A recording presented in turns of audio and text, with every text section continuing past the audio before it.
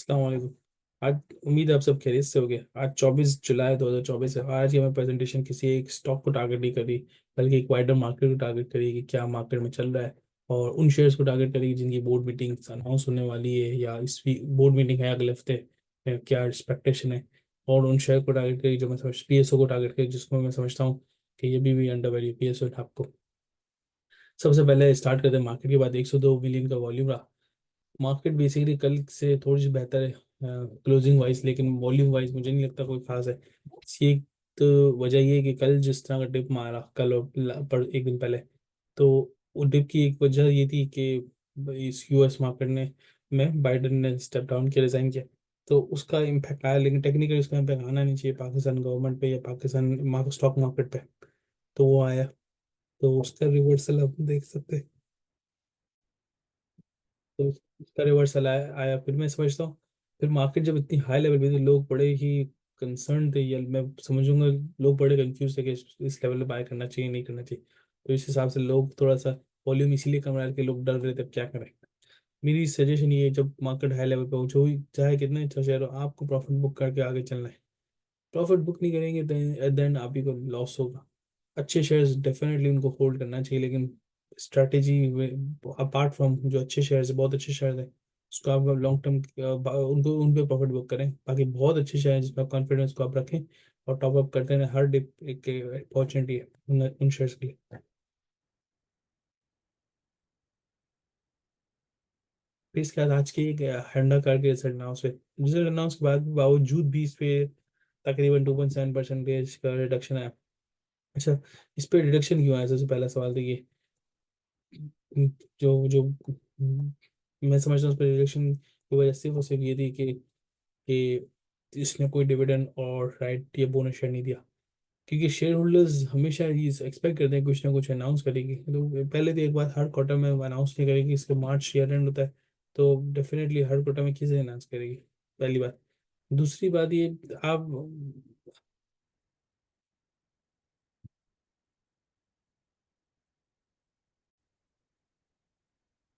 दूसरी बात जो इसका कि फाइनेंशियल परफॉर्मेंस को अगर देखा जाए तो जो कि पॉजिटिव है। मैं समझता हूँ आज जो गिरी है मार्केट, सिर्फ ये शेयर की वैल्यू गिरी सिर्फ और सिर्फ कैश डिविडेंड और बोनस शेयर के राइट शेयर नहीं दी इस वजह से। मुझे एक कॉन्फिडेंट हूँ कि बाउंस बैक करेगा एट सम पॉइंट। अगर आपको फाइनेंशियल परफॉर्मेंस को देखा जाए, तकरीबन 39-40% के करीब इंक्रीज हुआ है। 144 मिलियन प्रॉफिट था लास्ट टाइम इसी पीरियड में, और इस बार 202 मिलियन का प्रॉफिट है, जो कि बड़ा पॉजिटिव इंडिकेटर है। तो ये बाउंस बैक करेगा, उसको डेफिनेटली रडार पे रखना चाहिए। फिर इसके बाद आता है कोलगेट। कोलगेट की बोर्ड मीटिंग मेरे ख्याल में अगले हफ्ते 30 तारीख को है। 31 जुलाई को है। तो कोलगेट इस हमें हर बार कुछ ना कुछ डिविडेंड या बोनस शेयर देता है। तो मेरी सजेशन ये, एवरी डिप इज अपॉर्चुनिटी, तो उसको आप लॉन्ग टर्म के लिए बहुत अच्छा है। तो मैं समझता हूँ इसको अपने रडार पे रखना चाहिए। हो सकता है बाउंस बैक मारे, हो सकता है ऊपर चले जाए, तो बस उसको अपनी वॉच लिस्ट में रखना चाहिए। और डिप पे मेरी खुद की इस पे होल्डिंग है, तो मैं समझता हूँ उसको मैं होल्ड ही करूंगा। और मजीद थोड़ा सा अगर कोई किसी अनाउंसमेंट की वजह से कुछ भी होता है, नेगेटिव अनाउंसमेंट, तो मैं इसको बाइंग अपॉर्चुनिटी समझूंगा। नेक्स्ट पे आते हैं एफएफसी। एफएफसी और फौजी फर्टिलाइजर कंपनी, और फौजी एफएफबीएल, फौजी फर्टिलाइजर बिन कासिम, ये दोनों का मर्जर पे बात चल रही थी। और मैं अगर इसको खोल लूँ, मर्जर की बात चल रही थी, और उस पर उनका कंक्लूजन ये निकला कि इस पे मैंने लास्ट वीडियो भी बनाई थी कि ये दोनों कंपनी मर्ज हो रही है। अब मर्जर के बाद होता ही है कि एक कंपनी, ये फौजी फर्टिलाइजर एक बड़ी कंपनी है, ये थोड़ी छोटी कंपनी है। तो जब मर्जर हो के एक नई कंपनी बन जाएगी, फौजी फर्टिलाइजर और एफएफबीएल बन मिल के एक बड़ी कंपनी बन जाएगी।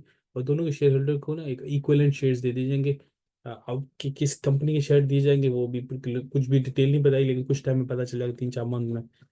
तो मैं समझता हूँ कि एनालिस्ट की ये प्रिडिक्शन है कि 50 तक चला जाएगा, क्योंकि इस तरह होगा कि हर हर एक शेयर, हर एफएफसी वाले के शेयर के बदले 3 शेयर एफ एफ बी, ये फर्जी फर्टिलाइजर के बनते हैं। तो अब एफएफसी की अगर वैल्यू देखो 167 है, तो अगर उसको 3 से डिवाइड करते तकरीबन 50 के ऊपर बनती है थोड़ी सी वैल्यू। तो ये 50 तक के काफ़ी लोगों की कॉल है। मुझे फिलहाल इस पर कोई क्लैरिटी नहीं है, तो मैं इस पर नहीं चाहूँगा। लेकिन मैं समझता हूँ कि इस तरह की अपॉर्चुनिटी मर्जर हमेशा एक एडवांटेजेस ही होता है हमेशा से। फिलहाल स्पेयर कैश नहीं आता भाई, मैं डेफिनेटली थोड़े से इन्वेस्ट करता दोनों शेयर्स में थोड़ा थोड़ा ले लेता। नहीं, और एफएफसी की नेक्स्ट वीक में हमारे ये 30 31 जुलाई को उसकी बोर्ड मीटिंग भी है। तो इस हिसाब से हर बार डिविडेंड देता है, इस बार भी थोड़ा थोड़ा कुछ ना कुछ देगा। मैं ये समझता हूँ जो हिस्टोरिकली जो डिविडेंड देता आया था और उसकी यील्ड तक 20 25% या 30% होती थी, मुझे लगता है अब वो नहीं होगी। क्यों नहीं होगी? कि हिस्टोरिकली जो उसकी प्राइस होती है अब उसकी प्राइस भी बहुत बढ़ गई है, तो कंपनी इतना अफोर्ड नहीं कर सकती इतना डिविडेंड देना। Same story for Engro fertiliser की भी 30 31 को, ये सेम डेट को है, शायद 31 है या 30 है। तो मैं समझता हूँ इसको भी अपने रिडार पर रखना चाहिए। एक्सपेक्टेशन ये है डिविडेंड देगी, लेकिन ये जरूर एक्सपेक्टेशन है इतना डिविडेंड नहीं देगी जितना हिस्टोरिकली देते ही आई है। इसकी यील्ड डिविडेंड की इम्पैक्ट जरूर करेगी।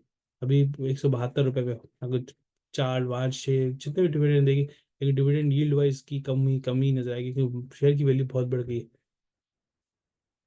अब दो शेयर जो मुझे लगता है बढ़ेंगे और हमें अपने रडार बनाएंगे, सबसे पहले पीएसओ। पीएसओ पे आज एक न्यूज़ आई थी ऑयल कंपनीज पे कि जो ऑयल पेट्रोल की प्राइस अब गवर्नमेंट डिटरमाइन नहीं करेगी, कोई जो पेट्रोल की रेगुलेटरी बॉडी डिटरमाइन करेगी जो पेट्रोल को मैनेज करेगी, मतलब जो मेन डीलर्स डिटरमाइन करेंगे। इस पर क्लैरिटी नहीं है, हाई लेवल पे न्यूज़ आई है, जब क्लैरिटी आएगी तो बताऊंगा। लेकिन ये पेट्रोल की कंपनीज के लिए पॉजिटिव न्यूज़ है। ये ओएमसी है तो मुझे लगता है इसके लिए पॉजिटिव न्यूज़ है। पीएसओ पर मैं इसलिए समझता हूँ पीएसओ एक बहुत बड़ा शेयर है, अंडर वैल्यू शेयर है, क्योंकि शेयर होल्डर को कुछ नहीं देता, गवर्नमेंट ओन शेयर है। और मैं समझता हूँ इसको हमने अपनी वॉच लिस्ट या थोड़ा सा अपने पास लेके ज़रूर रखना चाहिए। ये एक बड़ा बड़ा ही एक अपॉर्चुनिटी दी जाएगा। Next is हबको। अच्छा, हबको ऐसा शेयर है जो हमने बहुत कम कीमत पे भी लिया, 100 पे भी लिया, नहीं 100 से नीचे भी लिया, 100 के ऊपर भी लिया। अब ये 150 पे आ चुका है। अब मैं क्या समझ, आई थिंक मेरा व्यू ये हबको के बारे में, पावर कंपनी के शेयर्स अगर किसी ने रख रहा है तो आपको आपकी प्रोफाइल में लाजमी होना चाहिए, आपके पोर्टफोलियो में लाजमी होना चाहिए। क्यों? क्योंकि पावर कंपनी का सबसे बड़ा शेयर है प्लस, और सबसे बड़ा शेयर से मुराद ये है कि सबसे ज़्यादा अपॉर्चुनिटी भी इसी में। क्यों? सबसे बेनिफिशियल भी यही है। अगर सर्कुलर डेट से रिलेटेड चीज़ हो या कोई भी चीज़ हो, सबसे ज़्यादा इसको बेनिफिट है। तो मेरा ख्याल है क्यों नहीं इस पर थोड़ा सा बैठ लिया, और सबसे ज़्यादा सेफ भी है। तो मैं समझता हूँ कि इस पर थोड़ा बहुत रखना चाहिए अपनी इन्वेस्टमेंट की। बोर्ड मीटिंग है, मुझे भी जहन में नहीं कब है इसकी बोर्ड मीटिंग, लेकिन आई एक्सपेक्ट ये कमो बेश सितंबर के करीब कुछ होगी, अभी नहीं होने वाली। तो उसको अपने रिडार में रखना चाहिए। वैसे आई जी यही व्यू है मेरे मार्केट के हवाले से। एक चीज़ जो मैं सब बार बार स्ट्रेस कर रहा हूँ, बार बार बोल रहा हूँ कि मार्केट बहुत हाई लेवल है, definitely at the end of the year ऊपर जाएगी। लेकिन आपने बिल्कुल एहतियात करके शेयर बाइंग सेलिंग करनी, स्टॉप लॉस के साथ काम करना है। अगर इस लेवल पे हम ये एक्सपेक्ट करें बस अभी ऊपर ही जाएगी, नहीं भाई, मार्केट ऐसे नहीं चलती, market up and down up and down up and down चलती है। अब इसलिए आप थोड़ा सा एहतियात करें, मार्केट को समझे बहुत हाई लेवल पे, तो बहुत ज़्यादा केयरफुल के बाद खेलें। मेरी राय ये। बाकी और स्ट्रॉन्ग शेयर है, कुछ फंडामेंटली स्ट्रॉन्ग शेयर, उन पर डेफिनेटली बेट लें, बाय बोलते हैं उस पर बेट लेनी चाहिए। लेकिन स्टिल एहतियात से करें, क्योंकि कुछ भरोसा नहीं मार्केट थोड़ा सा करेक्शन करे। आईएमएफ का मैं देख रहा था, आईएमएफ के साथ जो पाकिस्तान का एग्रीमेंट उन्होंने उस पे भी कोई इतनी ज़्यादा फिलहाल क्लियरिटी नहीं है, डेफिनेटली मसला नहीं है वहाँ पे। लेकिन आईएमएफ उस पर भी थोड़ा क्लियरेंस दे तो मजीद एक अश्योरेंस मिलेगी मार्केट को, मार्केट ऊपर जाएगी। दैट्स इट, यही मेरा व्यू है। और डिविडेंड बेस्ड शेयर्स पे जो इस तरह हमेशा से फोकस करते थे, मैं समझता हूँ अब उससे ज़्यादा ना, अब बाइंग सेलिंग ट्रेडिंग रेवेन्यू से ज़्यादा कमा सकते रादर देन डिविडेंड। तो मुझे नहीं लगता अब इतनी हाई वैल्यू पे जो शेयर्स मौजूद है उस पर हम डिविडेंड से फ़ायदा उठा, डिविडेंड खा के या डिविडेंड अर्न करके कम वैल्यू फॉर मनी होगा। मुझे ऐसा लगता है कि डिविडेंड यील्ड काफ़ी कम करेगी। तो इस चीज़ को माइंड में रखते हुए अपनी इन्वेस्टमेंट करें। अगर कोई शेयर आपके प्रॉफिट में, तो लाजमी इसको प्रॉफिट बुक करके आप वेट करें अपॉर्चुनिटी का। क्योंकि एट द मोमेंट मुझे ऐसा लगता है काफ़ी रिस्की स्टेट पे मार्केट। दैट्स इट, यही मेरा व्यू है मार्केट का। कोई चीज़ मिस आउट पूछे, इंशाल्लाह मैं कवर करूँगा अपनी नेक्स्ट वीडियो। जज़ाकल्लाह, अस्सलाम वालेकुम।